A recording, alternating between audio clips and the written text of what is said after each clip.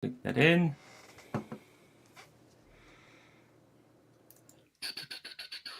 Come on, kick in.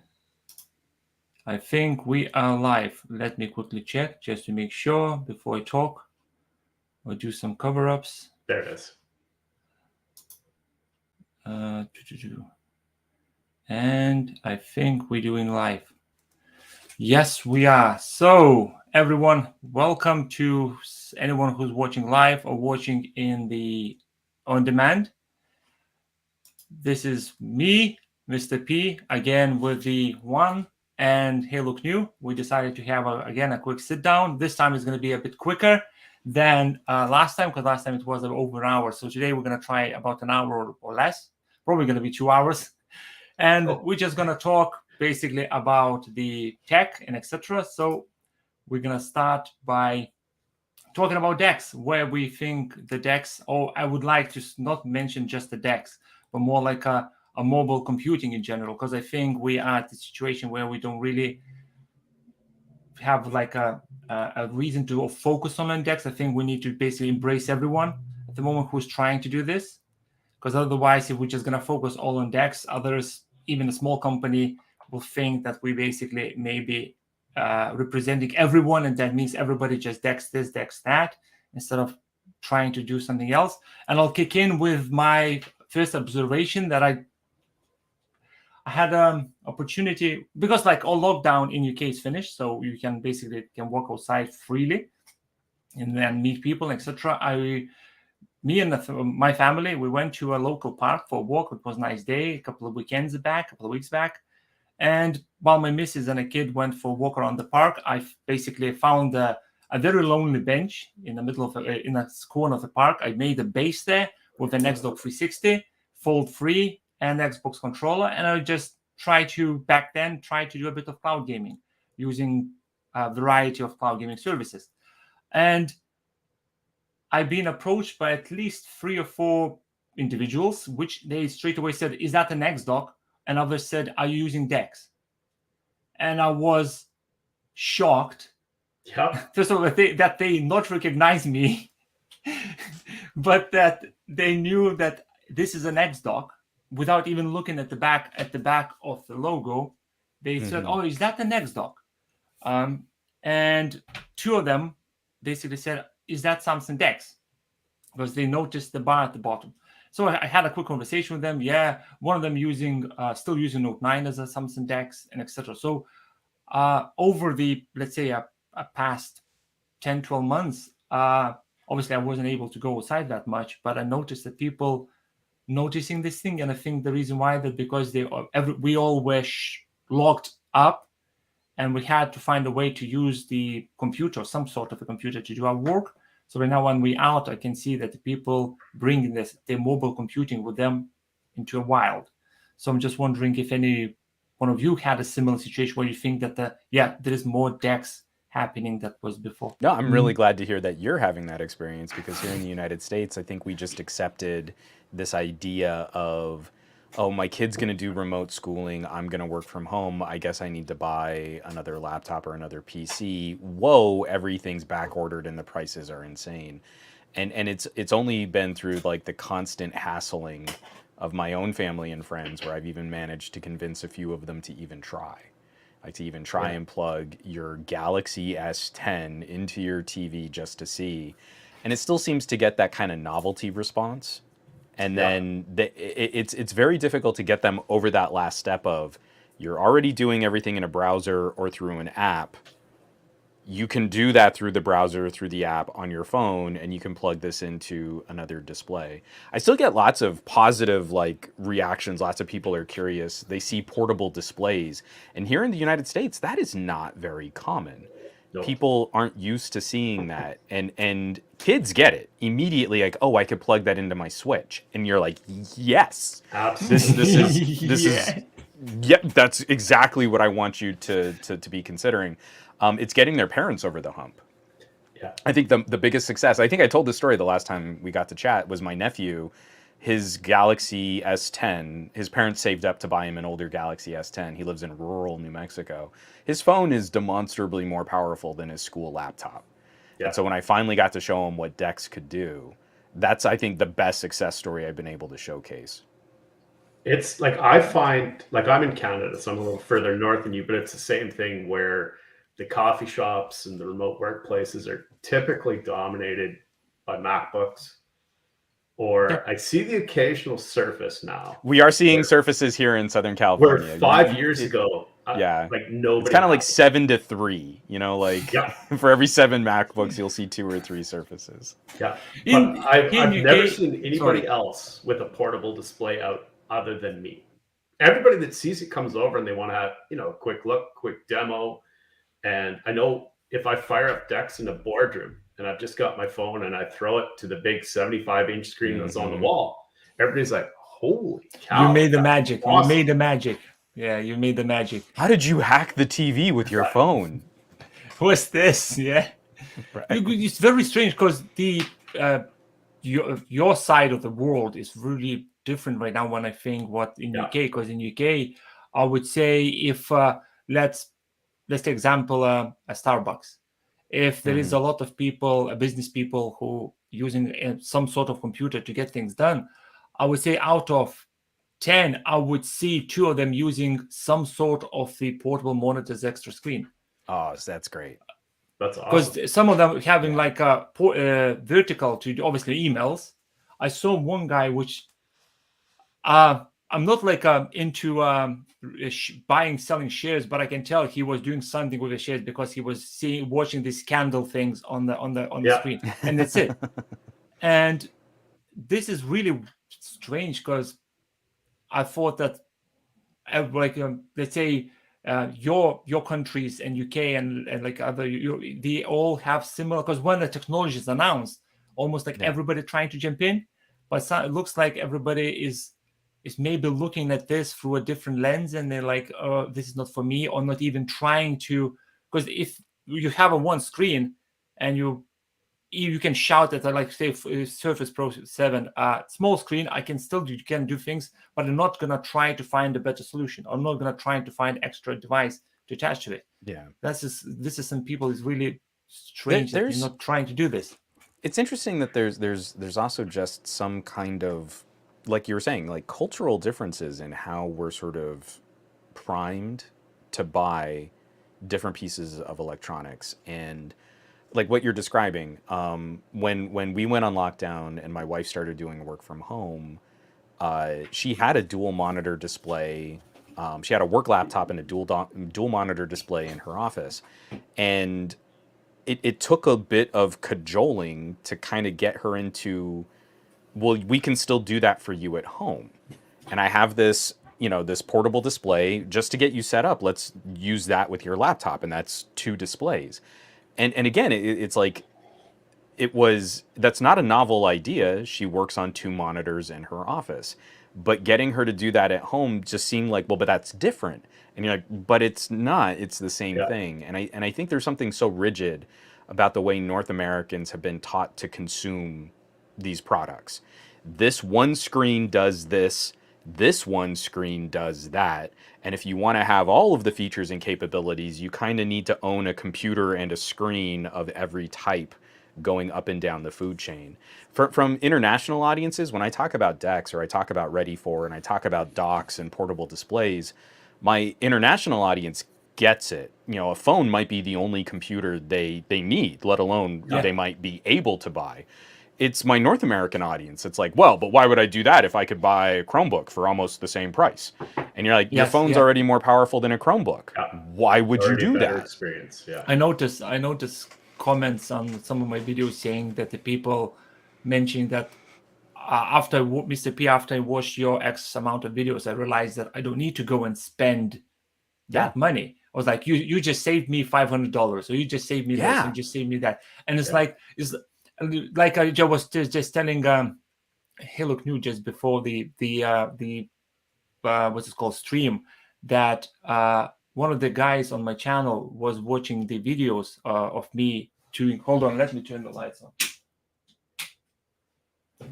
Was watching my videos about my Raspberry Pi and Samsung DeX setup, and he decided just to use the Raspberry Pi and Samsung DeX to get his things done. He don't really want to right now go and spend 2,000-3,000 pounds on a new computer. Yeah. And he's like 200 miles away from me. So it's really weird that 2 monitors, it means work. At home, I'm not going to use 2 monitors because X, Y, Z, but it's productivity. Sure. He's going to be able to do more. But I think for us here, and especially in some of the more American markets, I feel like there's a generational educational opportunity. I think gaming is always a great tip of the spear to introduce some of these concepts and to kind of get people thinking about modularity and a longevity. I want a product that's easier to fix, that lasts through multiple generations of other gadgets, and that has utility around my home. And it's so easy picking up a portable display, plugging it into a camera, plugging it into a portable gaming device, plugging it into a phone, using it as a second monitor for my wife's laptop. That was one screen. That one screen has now made it all around my home for all of these various opportunities. And I feel people my age and older, they might be a lost cause. I mean, as a demographic, not individually, of course. Individuals you can kind of reach out to, but when I see when I interact with people, and a kid immediately figures out a portable screen can be used for this too, then all of a sudden that $200 to $400 luxury purchase has so much more utility to back it up. Oh yeah, and that's where I feel like we've got the opportunity to kind of keep up a dialogue or a conversation. The people around my age that are into tech, for the most part, they're not going to ride this ride. I don't know what it is that's holding them back or what mental block is in their way, but they've decided that they'd rather have replicated computing. They'd rather have processors duplicating the workload for everything that they're currently using right now. And they'll find any excuse or any opportunity to convince themselves that consolidating is, well, I mean, maybe for other people that compromise their experience, then it's good for them. But for me, I've got special needs to x86 programs. I can't do that. So it's fine for you. If you like garbage, you can do it. But for me, I'm far too high a user to consider. Because one of the things that I let's say about the DeX, I think the people is not really embracing the DeX, let's say, as because probably the Samsung phones cost like a lot. And when you buy this, and it's so this is right now me trying to jump into a Ready for, because their phones, the Motorola phones, are cheaper. I think they're cheaper. Well, yes, way cheaper. So from your use case, first of all, just a quick, let's say, I don't know, pros and cons. I don't know. I don't really want to go into a depth because we obviously our time is short. But so, roughly, what you think? So not to burn. I have a little video tour. I did a revisit on DeX, and then immediately talked about Ready for, and I've got something coming out on a gaming phone, which is interesting but not great if you're really into this kind of desktop mode processing. So I have the Moto Edge Plus, which I don't remember what the international flavor of this phone. It's like the Moto 30 something. I can't remember. Apologies. Motorola 30p or something. I something. think I saw that on Amazon. I don't like Motorola's naming on anything. I think Ready for is a terrible name for a desktop mode. But this is their Snapdragon 8 Gen 1 top of the line phone here being sold in the United States. Basically Ready for in its current incarnation on this phone, not on the older Motorola's. Older Ready for I don't believe is as polished as what we have now. But the current implementation of Ready for fixes so many of the conveyance and usability issues that I think still create minor stumbling blocks on DeX. The initial menu that you're greeted with is absolutely fantastic. It is so clear at indicating to the user, do you want to use this for a video call? Do you want to use this to watch some kind of TV or streaming video? Do you want to play a game? Or do you want to do a desktop mode? That exactly right there, what you're showing. That experience hub is so friendly for getting people introduced to the concept of full screen. Instead of throwing everything and just say, you figure out. Well, because I mean, going to a desktop mode, people kind of poke around on it, but then it's so stark.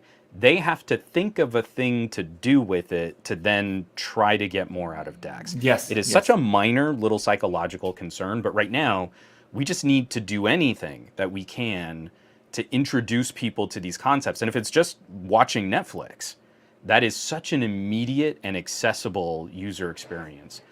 The other thing that I really appreciate on Ready for over DeX right now, again, this if you have an older Motorola, this is not true, and I think we have someone in the chat who's experiencing exactly what I'm talking about here. But on newest Ready for on the most powerful phone, Ready for just looks at the screen resolution and says, "Do you want to use that screen resolution?" So if I plug this into my UHD graphics display, I've got a little toggle in settings, and I can do 1080p if I want to, but I can just kick it right over to 4K, and I don't need to jump through any of those additional hoops that DeX makes you do to get 1440p out of your desktop mode. So it's those two little considerations. I think Samsung's browser is still closer to a more full-featured desktop grade browsing experience. I've been using Ready for with Edge, and it's pretty good. We could always use a better or a more robust browser on our phones. But other than that, I would say top to bottom, the experience has been better polished. Support has been excellent. All of the niceties in the UI are still there. All the things that DeX does really well are still a part of this. Window snapping, multiple windows, support for the dock at the bottom. That's all been phenomenal. So really, it's just exciting to see another company come in and polish up a few of the rough edges that are still on DeX. That's exactly the kind of competition we need. This is a really sorry. I was going to say this is a really dumb question because I assume the answer is going to be yes, but I assume that the Ready for phones play nicely with all of the laptops that you already have. Yeah, everything that I've plugged it into, like from every TV to proper desktop monitors to my Next docks, even my Next dock Touch, which was super finicky about what it played nice with, Ready for was ready to go. I haven't run into a situation. Even the only thing it got funky with was my USB capture card. So when I plugged my USB capture card to try and do video screen grabs, it could not detect the end monitor. So it set me down to the lowest resolution, and everything's comically blown up. It was like 720p display on a 4K monitor. It couldn't see past the capture card, and it wigged out on that. Literally everything else has been bulletproof. It really is a phenomenally polished overall UI. So I'm happy to hear that, because it means someone else, let's say, trying to step on Samsung toes, or just behind it, trying to push. Because competition is healthy. Competition is healthy, because if someone's doing something better, you need to. Because that's where if we're covering one of the topics I mentioned in this live stream description is currently I feel that Samsung DeX is a flat line. As soon as Huawei stopped competing in so many markets without EMUI desktop mode to kind of nudge Samsung along, I feel DeX is one of those projects that has been put on the back burner. And I think we also talked about this on our last conversation too. It makes me really anxious when you see a phone like the Z Flip 3 not include a more power user feature like DeX. This speaking about inner display on a phone. First of all, TLDR, this is probably the best phone I ever owned after Note 9. Nice. I'm not tapping myself on the shoulder, but I am power user. I want my phone to do more than it's actually supposed to do. I'm like all the things that I try I go beyond this. And when I had the Note 9, the idea for inner display to be a DeX, I thought this is a joke. Why you want this? When I start using Fold 3, I thought as well at the start, having DeX on this screen is a bit like, I don't really know why. But lately, when I started to use my Fold to be the display when I need it to RDP into the Windows machine, I realized that this, with somewhere had a stylus, this is this can save my butt so many times when something goes wrong. How amazing is that experience on the Tab? It drove me crazy that I could not replicate that on the Fold, because Android on tablets is kind of a no-go for me unless it's a Galaxy tab, because then you're not interacting with Android, you're using DeX.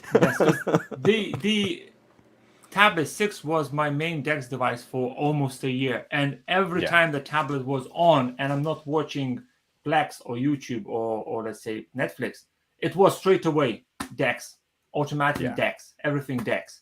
Even check the emails. I can sit and email, delete, archive. No, DeX. Yeah, and Android doesn't know. I mean, it's getting better with Android 12L and Android 13, but it's the same issue that I've got with the iPad. It doesn't really know what to do with more surface area. So you end up with kind of a compromised experience in using phone apps on an awkwardly larger canvas. And what fixes that? Floating windows, desktop style management of UI. DeX. It's the only correct answer until we get something that I think is a little bit more conventionally computer based, which I know Google's fighting because they still want you to buy Chromebooks. But really, Chrome OS should be the front end for Android desktop modes anyway. So we're kind of just hanging out. It's weird. The Ready for the desktop environment. So let's say, just probably for someone who's just thinking, okay, I want to use Samsung DeX or I want to use Ready for. Overall, when you're using apps, how many you thought apps are they misbehave or mouse keyboard inputs? So I mean, I've had phenomenally good experiences. Like the things that I like to do on these desktop modes is actually kind of tricky. So like video editing and audio editing, those apps don't always scale well when you use a desktop style or a floating window. Not Power Director. Power Director got real. I mean, it ran well on DeX. It got real flaky on Screen Plus. When you would try to resize, it would often completely disappear your timeline. So you could see your preview, but you couldn't edit anything. Weird things like that would happen. So far, and I'm kind of knock on wood here, the only compromise I've found from DeX to Ready for would be multiple document support in Microsoft Office.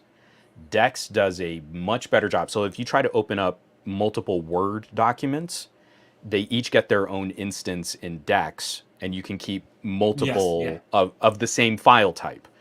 On Ready for, you can only keep different file types open in separate windows. And outside of that, I haven't faced any significant issues in stability, compatibility, management, or UI. And for the most part, because I'm not using any official Samsung DeX hardware, I haven't had to jump through any hoops to run multiple apps at the same time, to get better support for varying screen resolutions. All of that's actually been better on Ready for. I know the Samsung DeX community has done a really good job of kind of breaking down. It's not as difficult as it used to be, but if you get this app and you can do this and good luck and all this other stuff, great. I didn't do any of that on Ready for. I plugged in the cable and it said, hey, 4K, is that what you want? And I said, sure, Ready for, and everything was great. And it's exactly that kind of little bit of polish which makes me anxious about Samsung. Because I think if Samsung felt that they were facing competition, that wouldn't be a thing on DeX anymore. They would have fixed that. Yeah, because on DeX, it's on DeX is you need twist dials before you get the actual resolution. For sure. So overall, I would be true to say that Ready for is basically a budget version of Samsung DeX compared to you buy the phone of the price and etc. So it's I mean, here in the United States, the phone I'm using here is not cheap. I mean, this is retail. The MSRP on this phone is $900. So it's slotting in right around Galaxy S22 Plus territory. So the middle child in the Samsung lineup. Moto, I mean, this is a top of the line 8 Gen 1. This is a 144 hertz display. It does have a digitizer in the screen for active pen stylus support. If you buy the unlocked model, it comes with 512 gigabytes of storage. It has real fast charging, not Samsung fast charging. It charges, I think, at up to 68 watts if you get a compatible charger.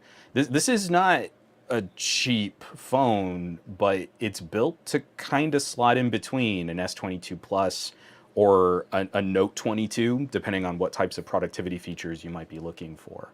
But again, in the grand scheme of phones, it's premium, but it's not astronomically priced premium. Okay, so let's say you have, just obviously right now trying to go to another topic. Let's say you have your Galaxy phone. I am really excited about the upcoming next door devices. So what you think about the upcoming next door devices? Like, because me and Hillock New, we already chatted so many times about this. And every time I go to this page, I feel like a kid before Christmas, what I would like to go. So just out of the bat, what's your preference, monitor or the tablet style thing? I want both. Can I say both? Can I just have them all? Well, yeah. I want them all. Yeah. So I've recently been doing a bit more work. Like, this is something I used to do a lot of when I was still hosting for Newegg. And I absolutely adore little small form factor PC builds. And when you look at, like, you know, just the price performance, just a powerhouse machine like a Mac Mini or some of these little Intel Nooks, they're so much fun to tinker with. They're so much fun to build. And something like that Nextdock monitor kind of puts together a visual space where the phone is contributing to the computing experience.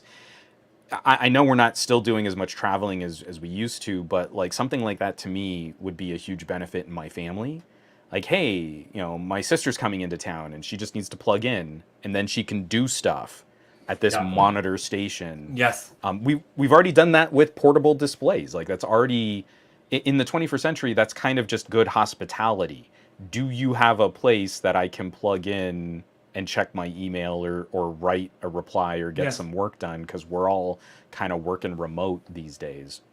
Yes. And so that to me, just the fact that it's so visual, again, it helps that learning curve of what do I do with my phone with this thing and where do I plug the cable? And here that eliminates so much of that guesswork just by its industrial design. I like the tablet idea. I'd really want to hold one and play with one just to see what that really feels like. I'd almost wish for, again, I like bezels. I like being able to hold things. I don't like going bezel-less because I think that's less practical, but it looks cool. I almost kind of wish that there was a version of this where the phone was just kind of loosely clipped to the back so that I was just focused on the main display. But then I also understand you can't have video calling if your phone is out of sight because we don't have good camera drivers to plug another webcam into this. So I'm reserving judgment on the tablet. I want one. I want to play with one. I'm very positive on what we're trying to accomplish with this monitor, though. I like the direction that that's heading.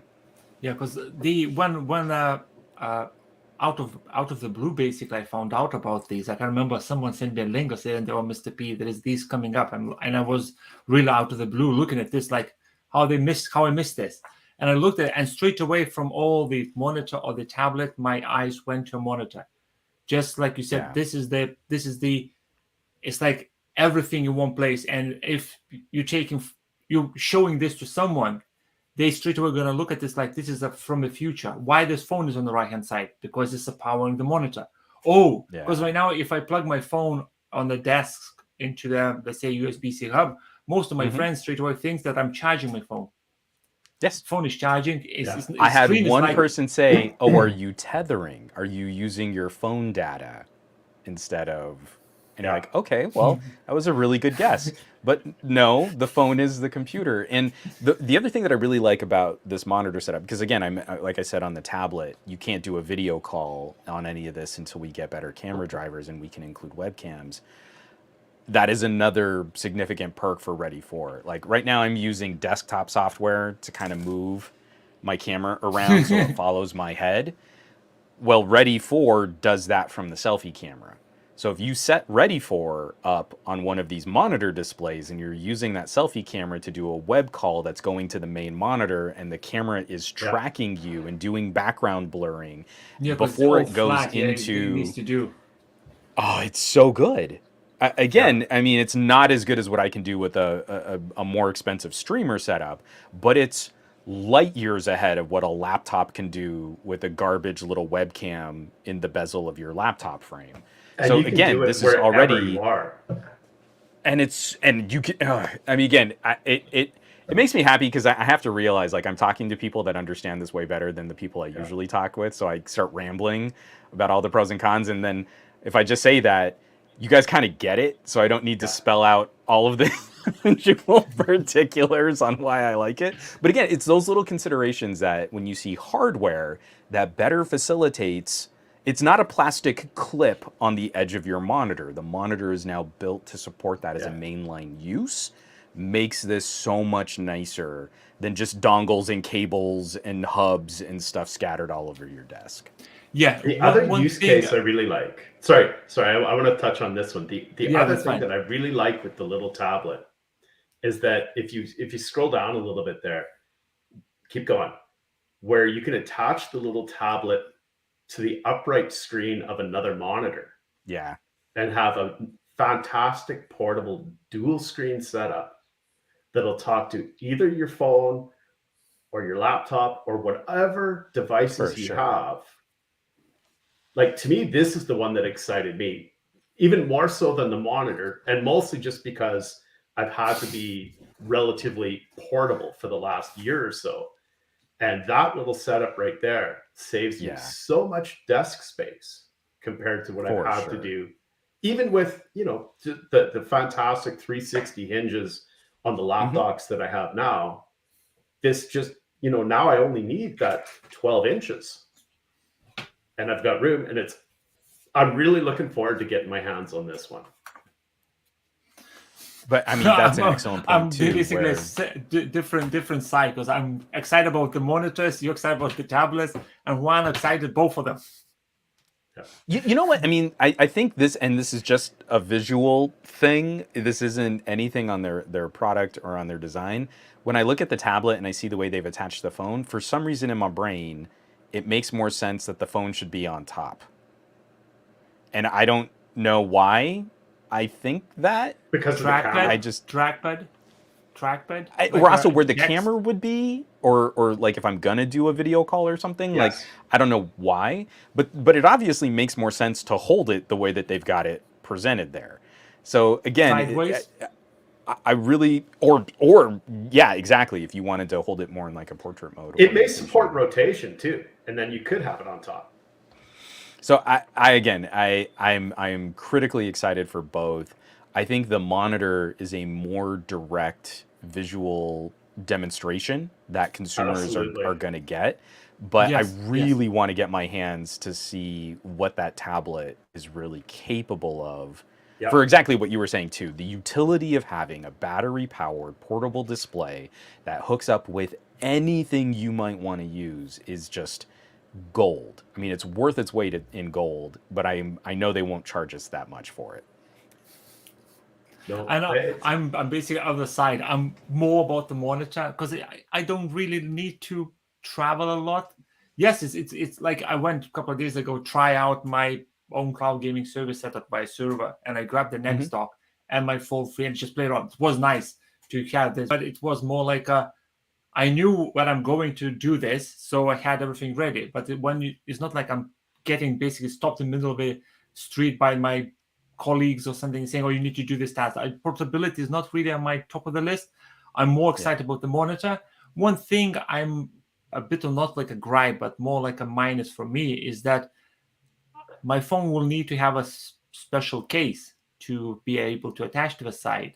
This could be for some people, because some people are really picky about what case they're gonna put. Oh, I don't want a case at all. So it's more like what you're gonna attach to the back of the phone, a magnet, a metal plate, just to be able. Because I think we've been told it's gonna be a magnetized thing behind it. So you're just gonna stick that in. So it's one of the right few direction. Yeah. I really like what they've designed for this. I think this is absolutely spaces. Yeah. But this is one of the areas where we as advanced computing phone people can maybe be a little appreciative of Apple industrial design. Is all of the companies that are now going to be copying magnets for the wireless chargers is going to make our job so much easier for this style of monitor and this style of display or any future product. You won't have to have a special case that has magnets into it.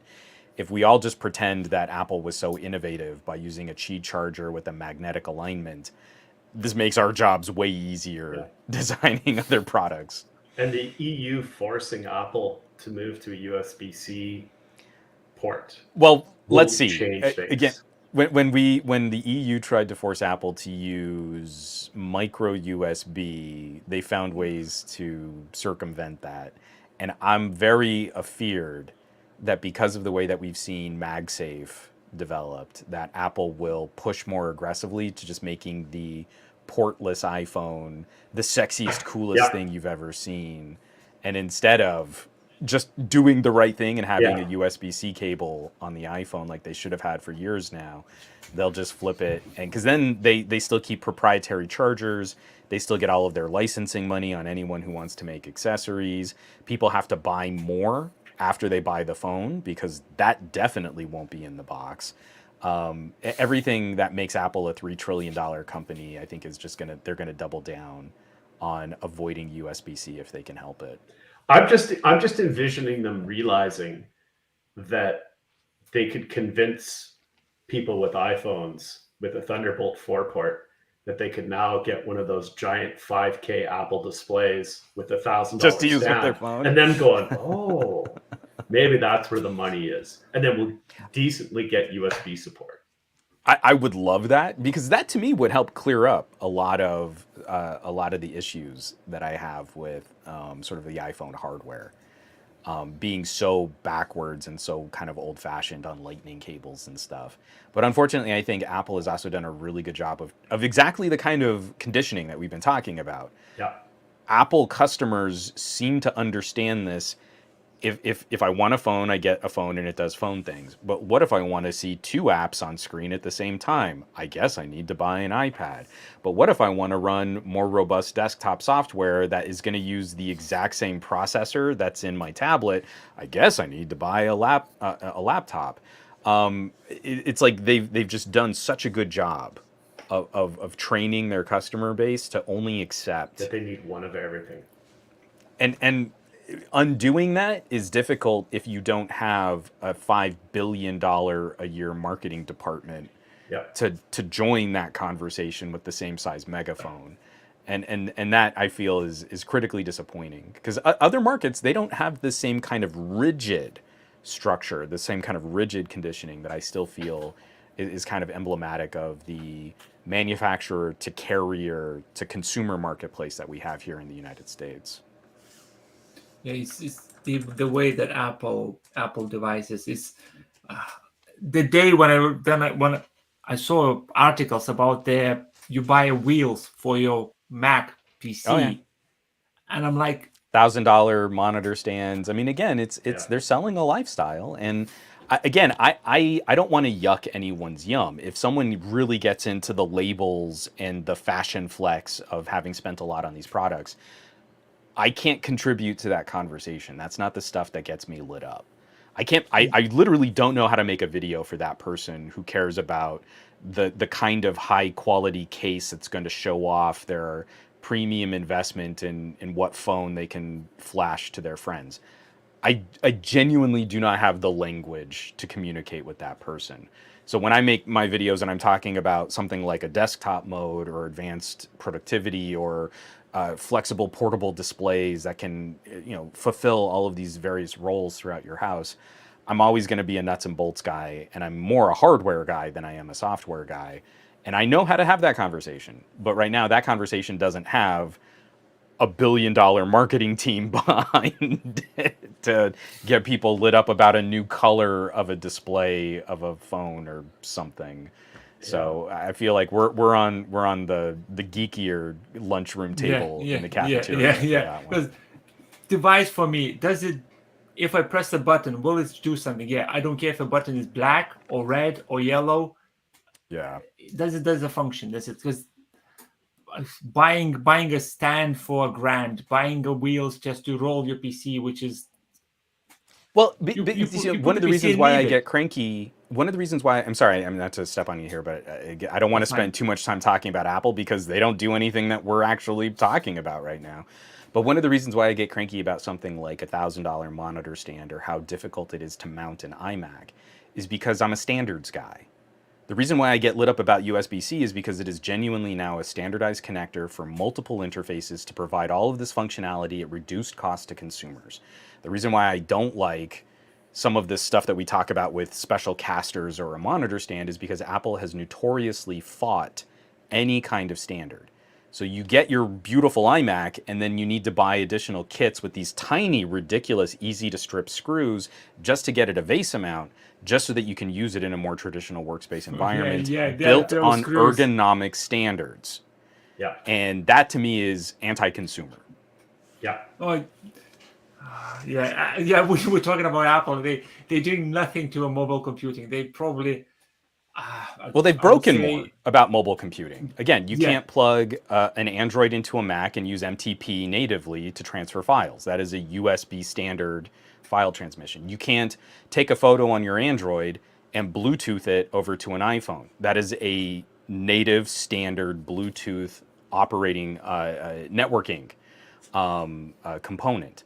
Apple has gone out of their way to break all these things because then they can sell you a proprietary version that only works with other Apple products to make Apple users' lives more difficult and more painful. And the only way to ease that pain is to spend a lot more. You can't engage in more advanced networking and messaging Android to iPhone, not because of Androids, but because Apple has found if they make it painful for you to communicate with Android, then more of the family members will just buy more expensive iPhones. Yeah. So this is all built on kind of a ratcheting for, they call it an ecosystem, but really it's breaking standards to sell you proprietary solutions. And I'm kind of tired of companies that see that behavior and try to mimic it in the Android space. It's why I've also been super critical of Samsung, but Samsung still makes DeX, so I'm still on board Samsung DeX. I'm maybe not excited about the Galaxy S22, but if you use DeX on an S10, you've got a phone with a headphone jack, memory card expansion, mag stripe for your purchases, a great display. Maybe use an older Samsung that still had all the features. Yes. Speaking about where you mentioned headphone jack and first of all, USB-C. I'm at the level where I'm going nuts if I need to connect something and it is not USB-C. Yeah. It's like I need to. I have something like MX Master mouse. I'm not gonna go buy another mouse, but this is USB Type B, and I'm like, you kidding me? Yes, I can go and buy a newer version, which is double the price. And I'm like, fine. And I have old microphones and recording equipment, and the audio gear is so. I mean, there are microphones being sold today that still have mini USB. Audio kit does not cycle like the rest of the tech industry. And so if they land a connector, they assume that connector is going to last as long as the phono jack or an XLR connector. Like, well, we put it on there, should be good for the next 80 years. That is not how tech works at all. No, because micro B cables, no joke, in like past 2 weeks, I think I broke maybe 2 cables. Mm-hmm. But not on purpose, but by accident, my little son or some step, and that's it. It's so flimsy. And my 3D printer connects to a PC via micro B connection. That micro B connection, I basically printed a cover around it just to make sure 2 centimeters around it, nobody can touch it. Because if that snaps, printer is basically. For one of my handy recorders, I also did the disassemble click pen, so you could get the spring and wrap the spring around the boot of the cable, and then get some heat shrink, just so I could armor plate this one just so I wouldn't have to go and buy. You're not going anywhere. You're staying. You're staying. Yeah, I totally appreciate that. One of the things I wanted to bring up, because we've had conversations about desktop modes and stuff too. When we're talking about utility, I think I left the phone in the other room, but I've also been playing with a few gaming phones, and there's something interesting happening with Red Magic. Red Magic just came out with the 7 Pro. They aren't using the Android desktop mode. So it's really clumsy. It's fundamentally broken. Like, you can't rely on it to do work. But if you change your home screens over into more of an iPhone style no app drawer, you get a full screen UI that is good for one app at a time. Yeah. And it's really good for playing games.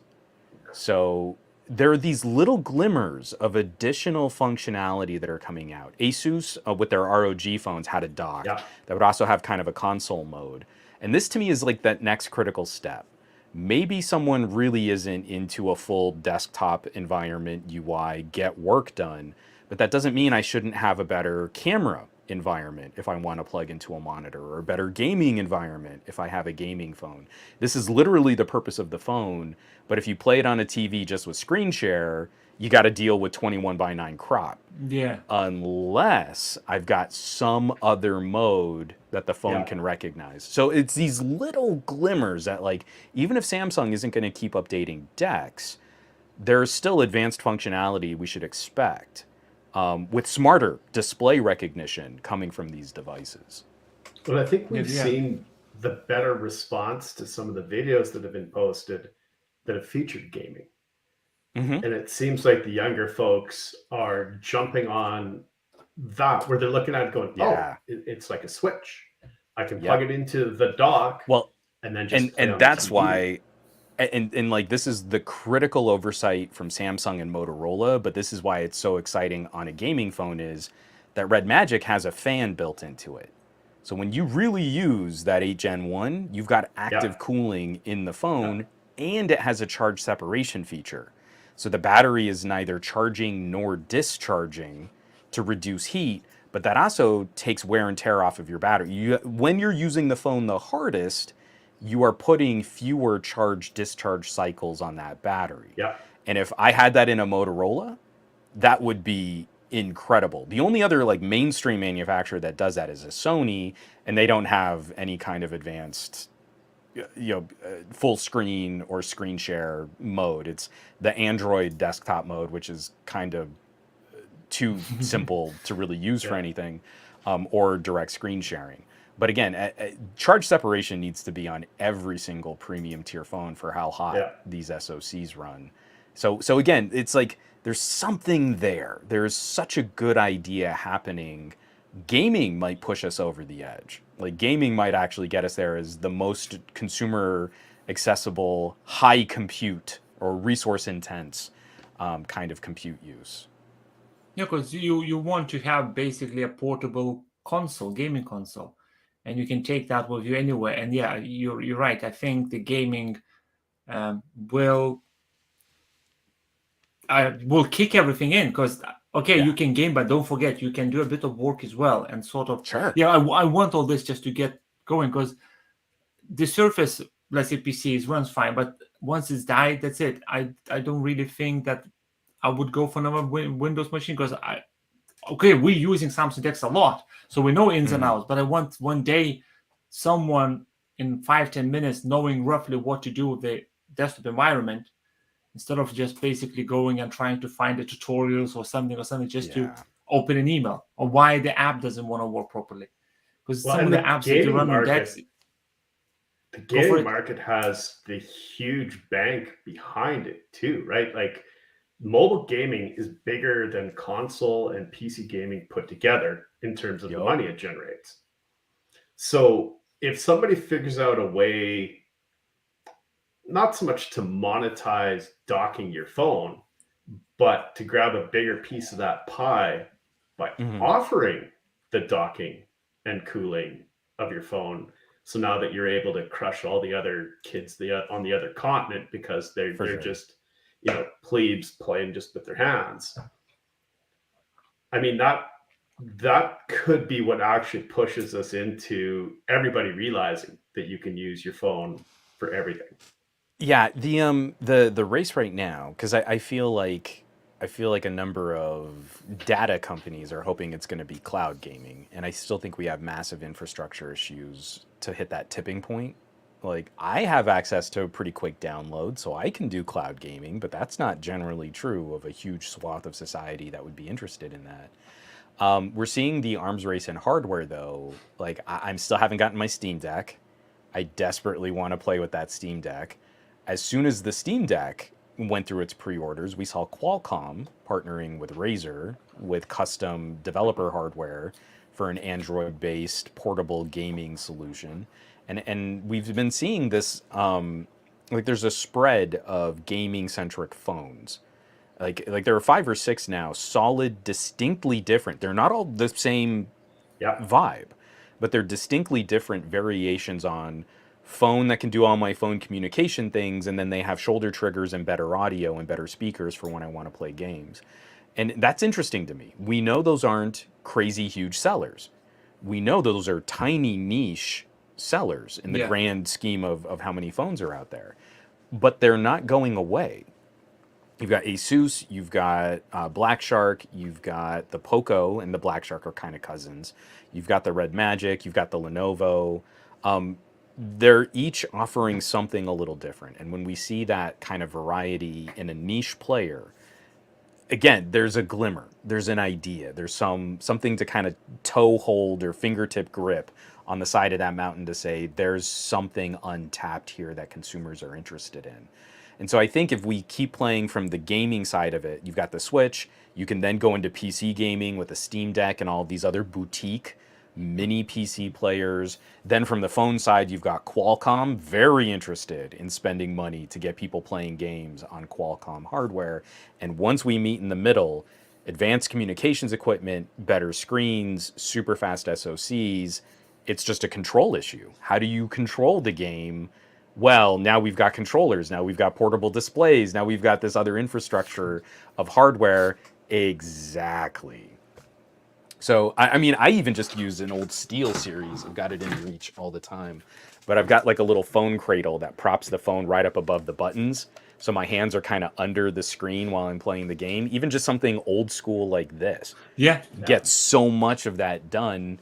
And then you start tinkering around with some of these new emulators, some of the console ports, some of the PC ports. It's really good stuff right now. Yeah, I with the emulators, I have ups and downs. 1 week I just do nothing, and another week I'm basically NES and everything else. Can I emulate Xbox 360? Can I emulate PS3? I'm like, I'm spending day and night going to bed like 3 a.m. trying to figure out how to play the game that I played 10, 20 years ago, or for just to be able to play it for 5 minutes, and then I forget it. I'm like, fine. But this is the portable gaming setup right now for me. I had to spend time and get it, fit my bloody Fold 3 into this thing. But like I mentioned in my video, this is my Steam Deck alternative. Because pretty much I can do what a Steam Deck will be able to do. So this is as a power user, yes. And I think this kind of gaming and everything will encourage people to be able to go with this. My hope is that we see Qualcomm is saying that they've got a good competitor for the M1 that should be coming out late next year, 2023. So by the time Apple's getting ready to show off the M2, Qualcomm will have an M1 competitor, which is fine, I guess.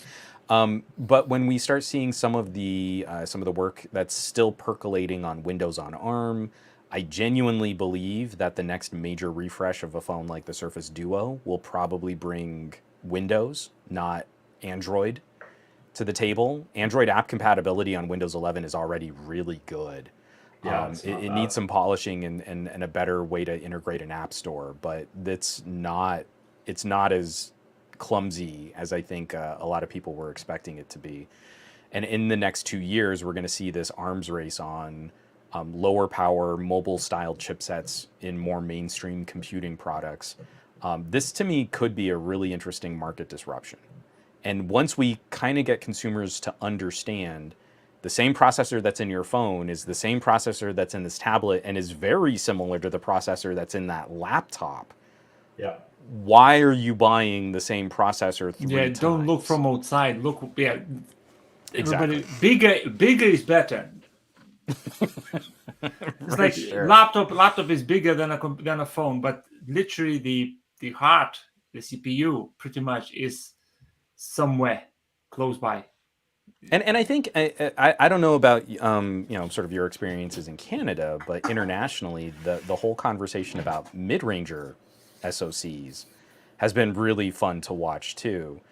Here in the United States, we're so heavy on carrier subsidies and leasing phones. I think people grossly overbuy the compute power that they really need because it's only going to be like $50 a month. And you're like, yeah, but you could have walked out the door with a $400 phone that would have beautifully covered everything that you need to do, and you wouldn't have monthly payments on that. And it's been a challenge getting that conversation out too, where I think people would be buying more appropriately for what they really use, as opposed to just flexing the expensive phone that they didn't need to spend $1,000 on. That's very much a North American issue for everything, though. You look at the vehicles that drive down the street, the size of the houses, right? Like it's for sure. It's very much the whole keeping up with the Joneses is alive and well. Canada, the US, and even Mexico. But I just think it's funny when people, I think it's really funny when people spend a lot on Android, because Android is not a fashion flex. Like, if that's why you bought a Galaxy Note 22 at $1,200, no one cares. Like, no one understands the branding outside of our little circle of tech enthusiasts, that phone costs more than that phone. But if you flash the newest color of an iPhone, everyone automatically knows that's this year's expensive model. Yeah. So again, it's just kind of interesting to me, like the psychology that goes into all of that marketing and stuff. Like it's fine. Again, if someone really just wanted to show that they spent a lot on a Samsung or they spent a lot on a Sony or one of these other labels, great. But I don't know how to be excited about just emptying my wallet unless it's doing something that I really care about what it's doing. Because speaking about like you buying something overpowered that for your use case, and me and Halo Q were chatting a couple of times already about about PCs while I was setting up all this home server thing, and we talked about like, that's CPU is only 4 cores, is plenty for me, or that amount of RAM is plenty for me, and we were talking about Raspberry Pis and etc. And we basically on the same boat. Everybody thinks that because Raspberry Pi is this size computer is going to do just the amount of that work. But when you actually prepare it, you'll be able to use same amount of levels, same amount of compute power, or get the stuff that may be slower, maybe faster, depending, but then a high-end computer. So everybody, when you say you want to buy a NAS for your all videos, somebody goes and buys $2,000 worth million terabyte storage, where I just have 2 USB drives connected to Raspberry Pi and it works fine. Yeah, I'm so glad you brought up the NAS comparison, because I was running an old Western Digital box and it was garbage. The WD drives are great, but their enclosures are awful. Oh, right, okay. And I was shopping around and I eventually landed on a little QNAP. And it was so hard. Again, like you were saying, it's a North American thing. It was so hard for me to I should go 6-bay with like a quad core, monster CPU. And I eventually went 3-bay with a little ARM chip in there. And I'm so glad I did, because it runs cooler, it runs quieter, and that ARM SoC actually does a better job than some of the Celeron-based NOS units at doing things like video transcoding. So I've gone back to, you can kind of see it out of focus directly above my head. I've been going back and collecting some of my favorite films when they get 4K Blu-ray releases. And so then I rip them and I keep them on my NOS as a library of films that are sometimes, and especially if they're films that are hard to find on traditional streaming sites. Like I had to get Shin Godzilla. That doesn't stream on anything here in the United States. I need that movie. I love that movie. And so I've got, gobs and gobs and gobs of storage, but it's all controlled by this little ARM controller in this tiny little enclosure for 3 bays. That was exactly the right fit for what I needed in my house for my own data backup. And it turned out to be even better than a solution I was ready to spend 3 times more when I wanted this like monster truck of a rig of hard drives. Yeah, because I was in a similar situation when it's over a year now when Google announced that they're gonna start charging for photo backup, and I went to my Google library, I went to my Mrs. library, I roughly done calculations how many photos we have. I'm like, I'm not gonna pay Google. I need my own solution. I started looking into this, started building my own, and I was able to go to a store and say, okay, I want 4-bay, this NAS, fine, I'm just gonna plug it in. But then I build everything from basically parts here, and I think maybe third the price what I was able to do. And because I done it like my own, if something goes down, I know. Well, not everybody, let's say you have your NAS and you got an error. And you're like, you're going to kick the box? You're going to say, what's wrong with the box? Yeah, because that was my Western Digital. That was scary. I still have it like in the shelf. I even refuse to give it to anyone. It's such a terrible enclosure. But yeah, it's a trip. I mean, for me, and talking about like data stability, I've started becoming the archivist for my family. So I've got all the way back to my grandfather's old film slides and negatives. I've got those backed up. I've got film that was digitized, home movies on 8mm. I've got that backed up. Every moment of my daughter's life has kind of been captured in 4K video. Like as soon as I can shoot 4K, I've got my daughter's first steps in 4K. She can see literally the first time she pushed off the couch and toddled over to my wife's arms. Like when I was preaching this stuff, like, hey, start shooting 4K video, even if you don't have 4K displays, years later, if you look back at this stuff, you'll want to see it, and it's going to take up more storage space. I've been living that life. So right now I'm actually looking at a drive upgrade. I've got RAID 5, 3 10 terabyte drives in a 20 terabyte overall setup. And I don't know that that's going to last us through next year with all of the content that we shoot. I'm not going to even mention all the much video. I have. Because You're basically here, I'm like somewhere here. So I've got archives of all the videos that I produce. I've got footage from a lot of those videos. And this is going back, I started shooting video online in 2008. And so I've got archives on all that. I've got all of our family archives. I've got our entertainment stuff, like my music library, Blu-ray rips, stuff like that. And then I also, like anything my wife does, as soon as she gets home, her phone hits the Wi-Fi. And if she took any photos, it automatically, launches them up there. My so phone, we've got, my Mrs. phone, same. As soon as Wi-Fi charging, that's it. Everything. So good. It's so good. Everything. So I definitely need to do some pruning. Like there's obviously a lot of stuff on there we don't need to keep forever, but there are some things like I don't want to get rid of some of that daily slice of life stuff you take for granted. Like, hey, we were walking through a grocery store and we took this, random photo of something and Lex is holding a can of beans, like I don't want to get rid of those moments because they help trigger memories of what we were doing. Yeah. Every single photo since my son's every photo of my phone and my Mrs. phone, regardless, even if you take a photo of your shopping list, that is backed up twice, goes to the server and goes to another hard drive. It's like, I think it's right now like 2 terabytes of photos. So I keep a private cloud folder just for family to see what my daughter's up to. And that's highly cultivated. Like we only upload to that folder very specific photos and videos. Yeah. And that's at 900 gig. Of if you want to see Lex's life from when she was born to today. So just next on the photos. You can keep going. It's amazing. But yeah, that data starts adding up. And again, for my family, I've kind of taken on this role of documentarian where we have a family event and I shoot all of this video of it. I'll keep those individual video clips, but then I'll also produce like a little cut up 2-minute featurette, like put it to fun music. Like I do this every Thanksgiving. It's just watching all the food prep that goes into what our family does when we can get together.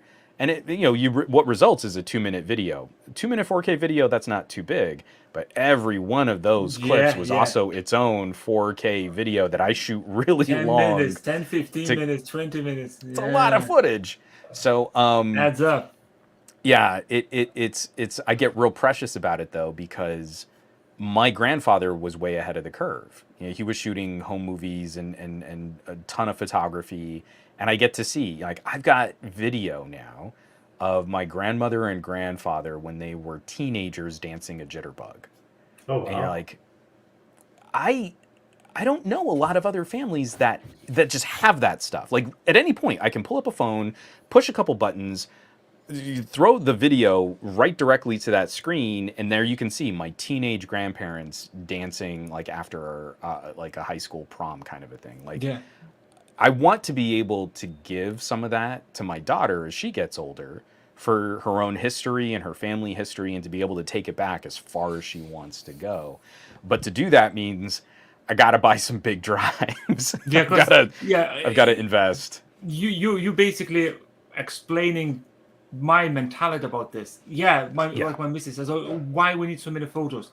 Each photo triggers that specific moment. What's happening? Like, I was walking through a park and my kid just, fell over, and I took a photo. Yeah. But then I'm like, oh, he fell over because it was a pigeon, there was a squirrel, there was this and that. It sort of triggers, and every photo brings me memories. Even, like I said, a simple shopping list that will bring me a memory. So yeah, and photos adds up. And I started with the Raspberry Pi, and I was like, have all the things running. It's just, I became like a security guard of a digital life of our family. Completely. Same. And this is more like I self-nominated to this responsibility, and the feeling, it might sound really weird, but I feel that I accomplished something when somebody says, right, what that photo was when we were walking somewhere, and I can find this photo with the Nextcloud and a backup like this and show on the screen. Yeah. It means like I don't need to go and hunt it and Google, where's the Google Drive, where's the OneDrive? I don't know. Everything is one place, and I know basically all of the zeros, ones and zeros. Mm-hmm. By the way, quick shout to Peter in the chat. Any problems with the Raspberry Pi server, let me know and I'll help you out. Hey. This is one of my viewers who's following the Raspberry Pi Samsung DeX. That's great. Setup. He's moving to work all with Samsung DeX, and he's setting up Raspberry Pi server to store the videos and everything. So Peter, if you have any problems, just hit me with an email. Just a quick shout out to you, guy. I mean, exactly that, Peter. And again, it's the last thing that I'll ramble on about being one of the olds who grew up, before the internet was a thing. It's the last thing I kind of want to teach my daughter, is that a computer is a purpose-built tool to accomplish various tasks. And, again, something like a Raspberry Pi, how much fun. And you get to tinker, and you get to see the guts of it, and it's not a mystery box that's glued shut that you immediately throw away when the battery doesn't charge as fast as you like it to. I mean, I have these memories of, like, watching my dad strip out, the case off of our 8088 that only ran DOS, and something broke, and he had to solder it. And you're like, yes, that's exactly what I would want to show my daughter, that it's not a mystery. This isn't some magic thing that plays video. It's just a tool. Yes. And the more you know about it, the better you can control it, and the more you can get out of it. Yeah, when you mentioned about Raspberry Pi, your daughter just reached out. The Raspberry Pi 3 still in an old Kodi case, and that's it. This Raspberry Pi is dead. But this case and the Raspberry Pi inside was taken out and put back in together by my son so many times using iFixit kit. I lost count. He takes it apart, says, right, this is the LAN, this is USB 2.0, this is USB 3.0, because he saw on a Raspberry Pi 4. And he's like, okay, I need to take SD card out first before I take this. And I'm like, first I showed him, and now he just comes in and says, right, I want a Raspberry Pi, takes it apart. Look, Dad, puts it back in. There is a hard drive died. So I mean, I'm showing him, and he disassembled hard drive, put back in together a million times. This computer is not just you press the button, you see photos of the nice kitties, or I don't know, Fortnite or whatever. This computer will make, basically, one day you may become famous because of computer, or you will help someone because or you earn money because of computer. So this is not some toy that you play over weekend. And I feel, I mean, like, I feel like I'm preaching to the choir here, and we're all kind of simpatico. We're all kind of sympathetic to the same idea. But, you know, for my grandfather's generation, that was cars. It was empowering to know how you could field strip your engine, do your own brakes, you could bleed your own brake lines and work on your own transmission. And that encouraged an idea of mechanical exploration and education and engineering. Like, it's practical daily life engineering. And for us, like, my car is, I used to love doing brake jobs on my old beat up Toyota. It was just like, that was a Saturday Zen activity for me. You'd take off with the rotors, I'd go take them to the shop, get them turned, I'd get new pads, I'd sit there just pumping the brake line until I got all the air out of the pneumatics. And like, that to me was like, that was a good Saturday. And my car now works better. I saved money. Everything was good. And I think moving forward, computers are actually still one of those resources that we have that are tangible. There's still a version of a computer that you can buy the parts, put it together, repair it. You control its destiny. And that, I hope we don't ever lose that completely. But, you know, my daughter is coming up at that age where I still have access to that. If something breaks, I've got this toolkit. Let's see. Yeah. Let's try and take it apart. Let's see if we can fix it. She had a little MP3 player, and she kind of torqued the 3.5 millimeter jack. I'm not great at soldering, but we can fix that. I know it was only a $30 MP3 player, but let's see what's inside. Yes. But then journey or looking at what's there. So, fixing the device will be a bonus.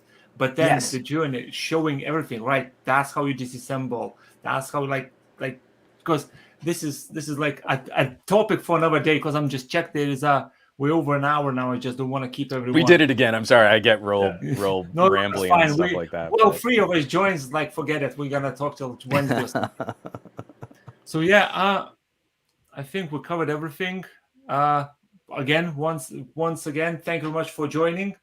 I really like it because I feel like we're free just basically in the same pirate ship. We are basically in the same boat. Like computers, mobile computing. That's the thing. And DeX, DeX is now never gonna leave right now. Like, never leaves my side. I've used DeX at least once a day, definitely. Like, even with something that I need to. Sorry. Oh no! I mean, I was going to step into kind of to sort of contribute to what you're saying there.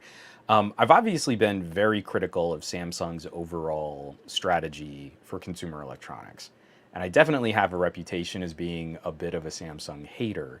But it's actually been especially in the Reddit Samsung DeX subreddit. This to me is an example of, like, even when I don't appreciate where a company's going with some of their consumer electronics division, I've been so encouraged by those kinds of conversations from people that are still looking at the lay of the land, and they're still looking at all of these different products, and they're looking at older products very seriously still. How do I get more life out of this? How do I recycle or repurpose that? Yes. And how do I combine some of these use cases into a product so that I don't need separate, distinct computing things? And it's everything I can do. If I can encourage Samsung to keep DeX supported, updated, and improved, even if I don't really dig on the rest of what that company's doing, that is such a huge win for the consumer. If I can encourage someone to maybe check out a Motorola, if you were really into DeX, you might dig Ready 4. That might be your next phone right there. But if you're still on like a Galaxy S10, ride it out, because that phone's still baller. Like, that's still an incredible device. So those types of conversations I find to be very encouraging, because it's like these little pocket communities that are still looking at the merit of every dollar that they spend on this stuff. Yeah. And it's exciting when Yeah, exactly. I mean, my Galaxy S10's right over there, and I just can't reach it. I can't force grab it from my bookshelf. My only problem is I finally dropped it. Oh no! Oh, that's so I have an sad. S21 coming, but we'll see what happens. Well, I mean, but again, I mean, so look at the quality of that conversation, though. I didn't hear an S22. I heard an S21. Yep. I think you did pretty good there. So again, it's always fun for me to join those kinds of conversations, because this is also where I still get to learn stuff. Like if I'm just doing general consumer reviews on phones and I tell you what the spec sheet is over on GSM Arena, I don't learn anything. I'm just regurgitating PR stuff. But every time I get to come hang out with you guys, it's like I still feel like, oh, and you knew about this. What are you doing with your NOS? Let me see that Raspberry Pi. It's still this is fresh. Like, this is exciting for me. Yeah, because you're speaking about the old. Sorry, yeah, just quick one. When you mentioned about the reusing old devices, like I'm amazed about one of the guys made a post on a Samsung Assembly group where the phone screen is basically dead, smashed, etc. But he's using it because he managed to bypass the pin lock, etc. A Samsung DeX. Yep. So this phone broke. Don't throw it to landfill. There is a way. I don't know. You like to watch constantly weather news or something. Just plug the phone to a portable monitor, and then that's it. You have your, I would say, stationary, somewhat a media computer thing, and that's these kind of posts is really like you just said. This is like, yes, we've done a good job as a community. Let's say, yeah, don't throw this stuff away, reuse it. Don't landfill is already plenty of phones there. Just reuse it for sure. And I'm hoping next time we get together, we should hopefully, I would like to say, have some hands-on with some of the new laptops that are coming shortly, whether that's going to be the next pad or the new 11-inch UPerfect that's coming. I'm excited to see what they went with that, because they've been pretty good about polling our community for what we want to see in their next version. So I'm looking forward to those. And for both of those two companies, UPerfect has been rocking my socks. Nextdocs, I've been a longtime fan since the second generation aluminum frame. I still have that one. I didn't keep my Nextdoc Touch, but I did keep my my aluminum frame Nextdoc. Again, anything we can do to support these little boutique-y brands that are giving us phenomenally flexible accessories. These things go with me on every trip. I'm showing them off constantly. I'm critically interested in where they start taking these mobile displays next, because that to me is yet another consumer positive move, for sure. Yeah, so just hopefully next time. I received a picture from Peter in the chat. His home deck setup, and it's not when we're talking about it's not like I'm flexing because it's pretty. Right. He's set up. I'm flexing because it's functioning. Or function. There is a functionality behind it. This is where about Samsung DeX is when the people post my setup inside the computer post. I enjoy seeing the posts where the setup is very neat, very clean. That's fine. But when it feels like somebody took a photo of the back of the garage where they're just changing oil in a car, and there's a monitor and there's a phone there. This is like, okay, you like your greasy hands and everything. And you like, yes, I want a computer, and this is my phone. Instead of buying a laptop and just this is my power station. You love to see it. These are these kind of setups. Like, yes, this is like I'm at the edge of volcano, and this is my Samsung DeX setup. These kind of things are like, yes. I get real lit up. I mean, again, when I showed my nephew, his parents had an old busted Dell desktop, so they had a keyboard and a mouse and a monitor kind of sitting around, and he's plugging his phone into it. But literally, the first time I got to show him DeX, I had one of the prototype units of that TCL wearable display, and you're like, plug this into your phone. I just want to see what happens when you do this. And like, he immediately, I mean, it was like, you didn't have to tell him a thing. He was a freshman in high school at the time. You have to tell him a thing. He's swiping around. He's using the touchpad as he's punching out messages. Fires up Five Nights at Freddy's because he immediately clicks like, oh, if I play a horror survival game in one of this visor that's blocking my field of view and it's running off of, I mean, like, he just went and he just did it. So again, I have a lot of hope that the next generation coming after us are going to be a little bit more flexible, cranial, brain-wise to kind of get into this. But it's as long as we can kind of keep pressuring these companies, supporting the manufacturers that are doing it, hopefully we'll still get to play with fun toys like that. Yeah. As much as I like to talk to you guys, but yeah, that's it. Once again, thank you very much for joining us. Thank you very much. Yeah, Thank you for having me. This is like I just spent like 2-3 months without actually. It's like a talk tech, and it's like right now. It gets built up. Yeah, it's going. So thank everyone who watched this video. It's always going to be on demand to watch it. All the links you will find that we mentioned in the description below for new next doc, UPerfect X, Ready for, etc., etc.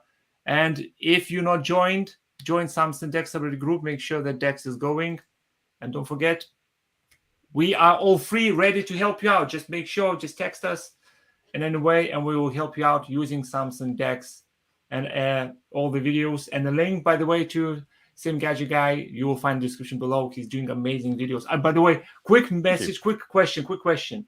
Okay. Are you using a Rode Wireless 2 or 1? I'm using the Rode Wireless 2. They're 2 Node ones. Yeah, so I have the stereo. I have the stereo receiver. I very much Are they playing up for you lately or not? Are they playing up a bit? They've been pretty solid, but here's one of the things and why I'm probably putting a little less wear and tear on my Rodes. I mostly use the receiver for live stream setups like this. I'm not using the wireless as much just because they'll record locally. So especially when I'm doing outdoor shoots, I'm not even sending that audio anymore just because they've been so bulletproof in recording directly to that's the thing. I'm asking this because lately there was an update or something, and my Node 1 or whatever was the first one just don't want to connect anymore. Oh, see, I haven't had any issues like that, but I have heard, who was it? TK, my buddy TK Bay. His very first generation set, I think, was having some connectivity issues. I don't think the update fixed it, but he got them replaced. So I think I'm gonna try to factory reset or something. I'm gonna try factory reset. But again, it's a lot of complicated stuff going on for a tiny little wireless mic. So I completely appreciate some of the folks that have had some of those issues. Mine have been bulletproof. From all of these updates that we've gone through for adding the app support and for the better, because now we've got better support in the desktop app to pull audio off of the mics. It's definitely my preferred audio audio solution right now. I know the straight after DJI. live stream, I'm going to try to reset straight to the live stream. Yeah, I try and give them a wipe, but again, just simply because of that local storage.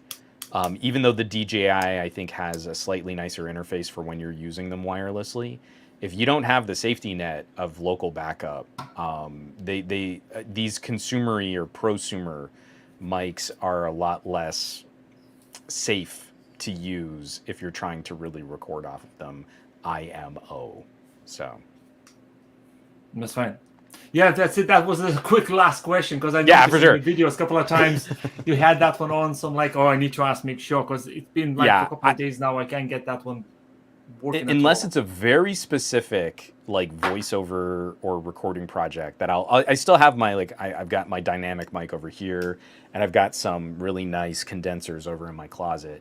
Unless it's for something very specific, 99% of the time, I grab the Rode, snap it to the magnet on my shirt, walk out the door, push record, shoot whatever I need to record, come back, dump the audio, dump the footage, and sync it up. And it's just so much faster than anything I've used in the past. In a transmitter, lavalier mic somewhere, and that's my setup. That's my setup. Yeah, it's so good. Thank you. Everyone who watched, thank you to both of you once again. Yeah, just derailed again. We'll try to join again in the near future just to see where we are with all of this. And everyone who joined, like I said, all the links in the description below for you to go and check it out. Thank you to Juan. Thank you to Hey Look New. I appreciate, buddies, that you joined this live stream. And everyone, I'll see you in another video. Goodbye.